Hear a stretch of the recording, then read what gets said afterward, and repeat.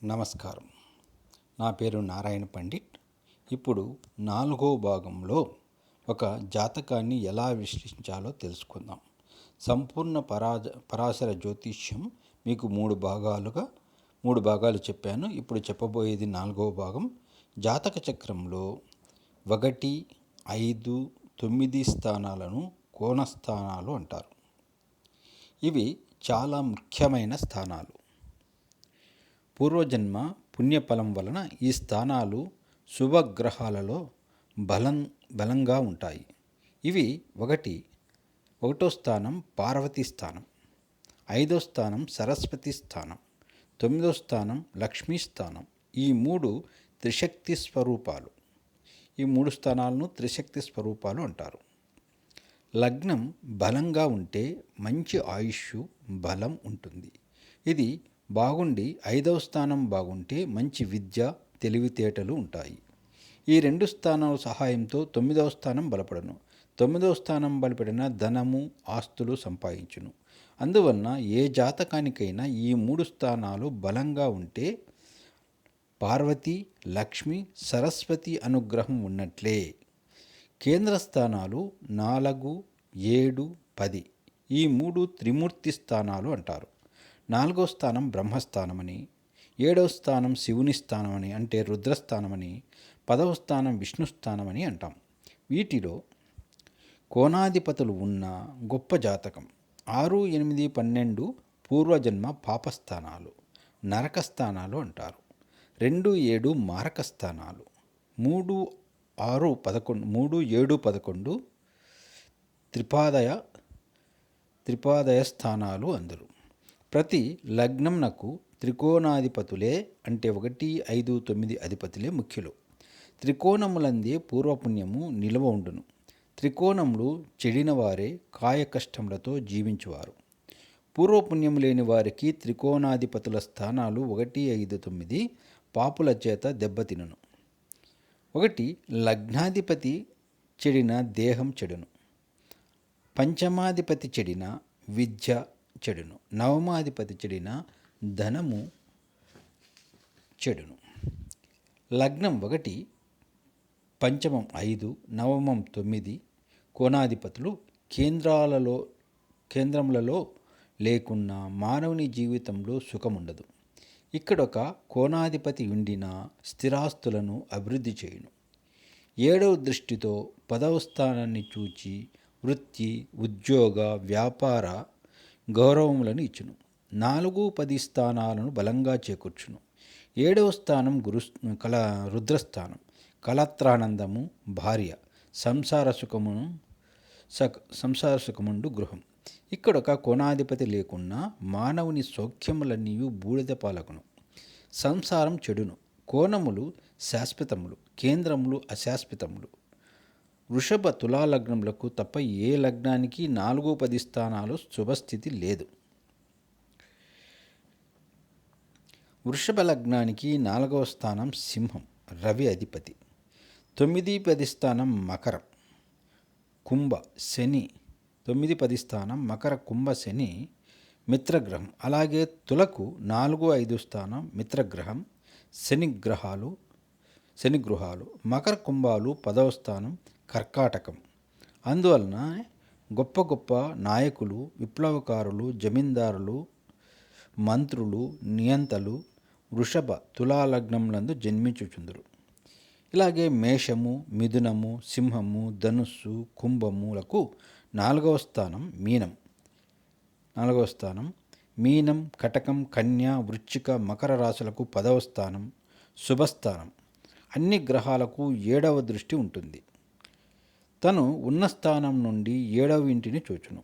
అయితే శని, కుజ, గురువులకు మాత్రం ప్రత్యేక దృష్టులు కలవు.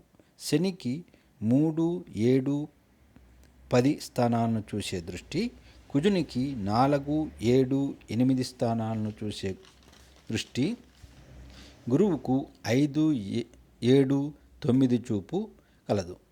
ప్రతి గ్రహము మంచిదే. అయితే జాతకంలో లగ్నాన్ని బట్టి వాటికి పాపస్థానాలు వచ్చిన పాపఫలాన్ని, పుణ్యస్థానాలు వచ్చిన పుణ్యఫలాన్ని ఇచ్చును.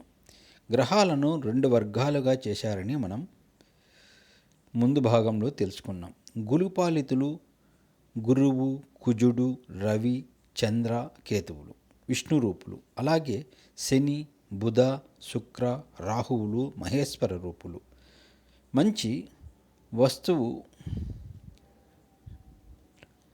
మంచి వస్తువులకు అధిపతి గురువు, చెడు వస్తువులకు అధిపతి శని.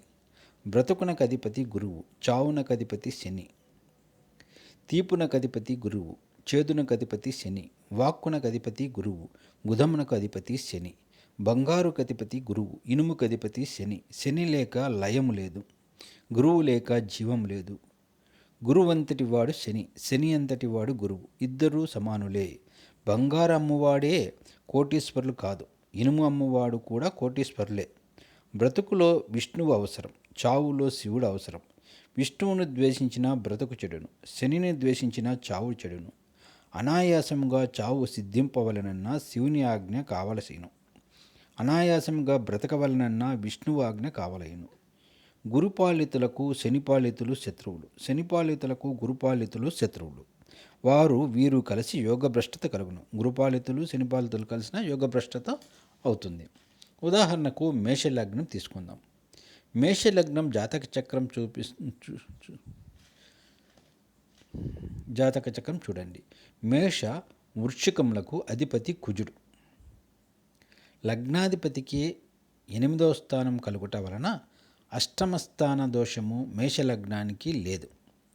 5వ స్థానం ఒకే ఇల్లు గల రవిది, సింహరాశి అవుతుంది. 9వ మరియు 12వ స్థానం గురువు, ధనుస్సు మీనాలకు అధిపతి. భాగ్యాధిపతికి 12 వ్యయస్థానాధిపత్యం రావడం వలన దోషం లేదు. 1, 5, 9 స్థానాధిపతులు కుజ, రవి, గురువులు అయినారు. అంటే కోణస్థానం లగ్నం గురువర్గానికి చెందిన కుజుడు అధిపతి కావున మిగతా కోణాలు 5, 9 కూడా ఆ వర్గాధిపతులే అయినారు. 4వ పతి చంద్రుడు కూడా గురువర్గానికి సంబంధం కలిగి కేంద్రాధిపత్యం రావటం, కుటుంబానికి గురువు మిత్రుడు కావటం వలన చంద్రుడు ఈ లగ్నానికి యోగించును. ఈ విధంగా మేషలగ్నానికి కుజుడు, గురువు, చంద్రుడు, రవి, కేతువు శుభులు అయినారు. ఈ శుభగ్రహాలు ఏ స్థానంలో ఉన్నా ఈ జాతక చక్రంలో అవి ఆ స్థానానికి శుభత్వాన్ని ఇస్తాయి. అవి ఏ స్థానాలను చూస్తాయో అవి కూడా శుభ ఫలితాలను పొందును. ఇక లగ్నానికి అనుకూలించని గ్రహాలు అనగా పాపులు, బుధుడు, శుక్రుడు, శని, రాహువు ఇవి మేషలగ్నానికి అనుకూలించవు. ఇవి పాపగ్రహాలు. ఇవి ఉన్న స్థానాలను, అవి చూస్తున్న స్థానాలను పాపత్వం ఇచ్చి చెడు ఫలితాలు ఇస్తాయి. గమనించండి. 3, 6 స్థానాలు కదా, ఇక్కడ వాటికి బుధుడు అధిపతి. అలాగే ప్రతి స్థానం నుండి 7వ స్థానం శత్రుస్థానం అవుతుంది. అందువలన 7వ స్థానాధిపతి శుక్రుడు మారకుడు, పాపి అయినాడు కుజునికి. ఏకాదశ స్థానాధిపతిగా శని కూడా పాపి అయ్యను. అందువలన ఈ లగ్నానికి పాపులు శని, బుధ, శుక్ర, రాహువులు. కోణాలు 1, 5, 9 పుణ్యస్థానాలు అన్నాము కదా, వీటికి ఎదురిండ్లు 3, 7, 11 ఇళ్ళు పాపస్థానాలు. వీరు స్థిర పాపులు. 6, 8, 12 స్థానాలు అస్థిర పాపస్థానాలు. కొన్ని సమయాలలో శుభస్థానాలుగా మారుతాయి 6, 8, 12 స్థానాలు. ఉదాహరణకు కుంభలగ్నానికి 1, 12 స్థానాధిపతి అంటే మకర కుంభలగ్నాలకు ఒకటే ఒకట వల్ల శని. 12వది శుభత్వం ఉంటుంది, పాపత్వం పొందదు. మేషలగ్నానికి గురువు 9, 12 స్థానాధిపత్యం వలన 12వ స్థానం శుభత్వం పొందినది. మేషలగ్నంలో కుజుడు 1, 8 స్థానాధిపత్యం వలన 8వ స్థానం శుభత్వం పొందినది. కుంభలగ్నానికి బుధుడు 5, 8 స్థానాధిపతిగా ఉండుట వలన 8వ భావం పాపత్వం పొందలేదు. వృషభ లగ్నానికి 1, 6 స్థానాధిపత్యం వలన 6వ స్థానం శుభత్వం కలిగినది. వృశ్చికానికి 1, 6 స్థానాధిపత్యం వలన 6వ స్థానం శుభత్వాన్ని పొందినది. దీనిని బట్టి మనకు అర్థం అయ్యేది ఏమిటంటే, ఏ లగ్నానికైనా 2 భావాలు రాసులకు ఒకటి కోణస్థానం వచ్చి అదే స్థానాధిపతికి, ఇంకొకటి 6, 8, 12లో ఏది వచ్చినా శుభత్వం పొందును. 3, 7, 11 దురదృష్ట స్థానములని అందురు, పూర్వపాప స్థానములనియు పిలువబడును. కర్కాటక లగ్నానికి 1, 5, 9 పదులు చంద్రుడు, కుజుడు, గురువు శుభులు. రెండవ పతి రవి గురువర్గము అయిన మారకాన్ని ఇచ్చు స్థానాధిపతిగా రవి పాపేవును. 3, 12 స్థానాధిపతి బుధుడు, 4, 11 అధిపతి శుక్రుడు, 7, 8 స్థానాధిపతి శని పాపులు. ఈ లగ్నానికి కుజుడు, చంద్రుడు, గురువు, కేతువు శుభులు. వృశ్చిక లగ్నం, ఇది కూడా గురువర్గ లగ్నం. 1, 6 స్థానాధిపతి కుజుడు, 2, 5 స్థానాధిపతి గురువు.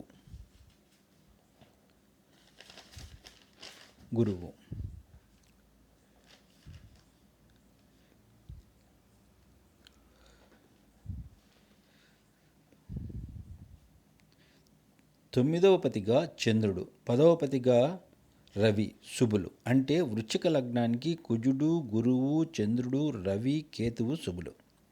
3, 4 అధిపతి శని, 7, 12 స్థానాధిపత్యం వలన శుక్రుడు, 8, 11 స్థానాధిపత్యం వలన బుధుడు పాపి అయినారు. ఈ లగ్నానికి బుధుడు, శని, శుక్రు, రాహువులు పాపులు.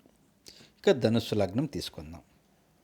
1, 4 స్థానాధిపత్యం వచ్చిన గురువు, 5, 12 ఆధిపత్యం వచ్చిన కుజుడు, 9వ స్థానాధిపత్యం వచ్చిన రవి శుభులు. ఈ లగ్నానికి గురువు, కుజుడు, రవి, కేతువు శుభులు. చంద్రుడు గురువర్గానికి చెందిన 8వ స్థానం పాపస్థానం కాబట్టి పాపి అయినాడు. 2, 3వ పతి శని, 6, 11వ పతి శుక్రుడు, 7, 10వ పతి బుధుడు పాపి. అనగా ఈ లగ్నానికి బుధుడు, శని, శుక్రుడు, రాహువు మరియు చంద్రుడు పాపులైనారు.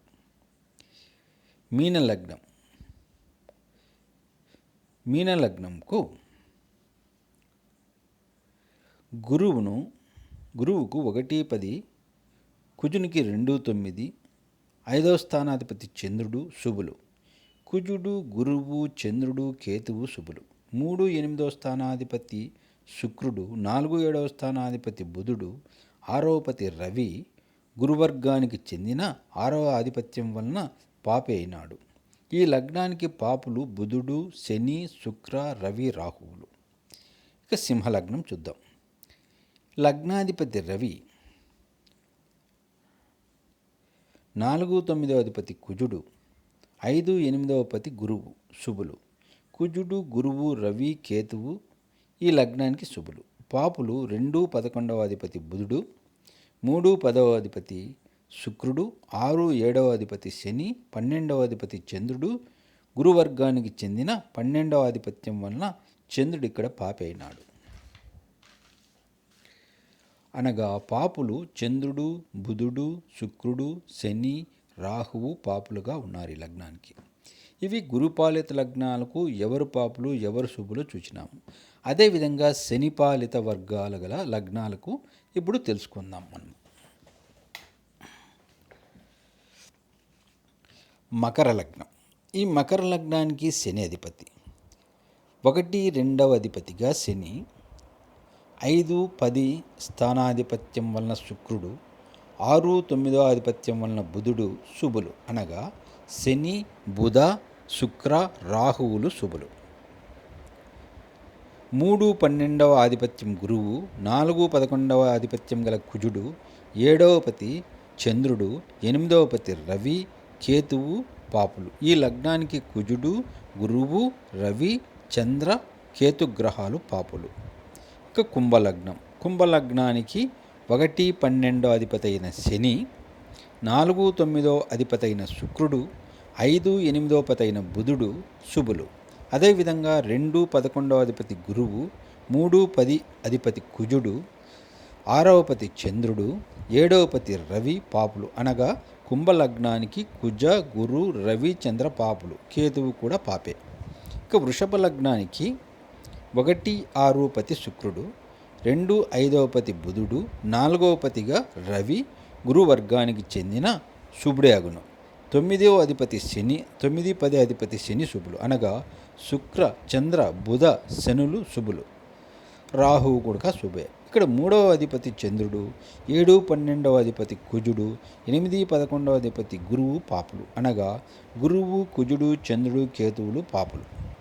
ఇక మిథున లగ్నానికి 1, 4 ఆధిపత్యం వలన బుధుడు, 5, 12 ఆధిపత్యం వలన శుక్రుడు, 8, 9 ఆధిపత్యం వలన శని శుభులు, అనగా బుధుడు, శుక్రుడు, శని శుభులు. 2వ పతి చంద్రుడు, 3వ పతి రవి, 6, 11వ అధిపతి కుజుడు, 7, 10వ పతి గురువు పాపులు. కన్యా లగ్నం 1, 10 అధిపతి బుధుడు, 2, 9 పతి శుక్రుడు, 5, 6వ పతి శని శుభులు, అలాగే 3, 8వ అధిపతి కుజుడు, 4, 7వ అధిపతి గురువు, 12వ అధిపతి రవి, 11వ అధిపతి చంద్రుడు పాపులు, అనగా రవి, చంద్ర, కుజ గురువులు, కేతువు పాపులు. ఇక తులాలగ్నం, తులాలగ్నానికి 1, 8వ అధిపతిగా శుక్రుడు, 4, 5 అధిపతిగా శని, 9, 12వ అధిపతిగా బుధుడు, 10వ అధిపతి చంద్రుడు శుభుడు, అనగా శుక్ర, బుధ, శని చంద్రులు, రాహువు శుభులు. ఈ విధంగా శని వర్గ లగ్నాలు శుభులు, పాపులు తెలుసుకున్నాము. ఇక చరరాశులైన మేషం, కర్కాటకం, తుల, మకరం ఈ లగ్నాలకు 11వ స్థానం మారక స్థానం, అంటే మరణాన్ని కలిగిస్తుంది. మేష లగ్నానికి కుంభం 11వ స్థానం, కర్కాటక లగ్నానికి వృషభం 11వ స్థానం మారకం, తులా లగ్నానికి 11వ స్థానం సింహం మారకం, మకర లగ్నానికి 11వ స్థానం వృశ్చికం మారకం. ఇక స్థిర రాశులైన వృషభం, సింహం, వృశ్చికం, కుంభం వీటికి 9వ స్థానం మారకాన్ని ఇస్తుంది.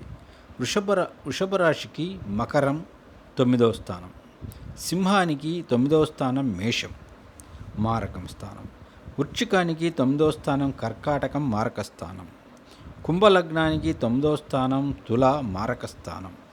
ఇక ద్విషభ రాశులకు అంటే మిథునము, కన్య, ధనుస్సు, మీనం ఈ లగ్నాలకు 7వ స్థానం మారకాన్ని ఇస్తుంది.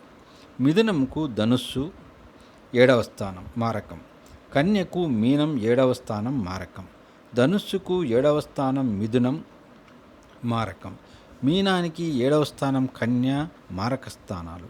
ఇలా మనము ఏ లగ్నానికి ఏవి శుభులు, ఏవి పాపులు, మారకాలు తెలుసుకున్నాం. మీకు నచ్చినట్లయితే ఈ ఎపిసోడ్ను లైక్ కొట్టి సబ్స్క్రైబ్ చేసుకోండి. అలాగే చేయటం వలన నా తరువాతి భాగాలు మీకు సులభంగా చూడవచ్చు. తర్వాత నా 5వ భాగంలో జాతక విశ్లేషణ చూద్దాం.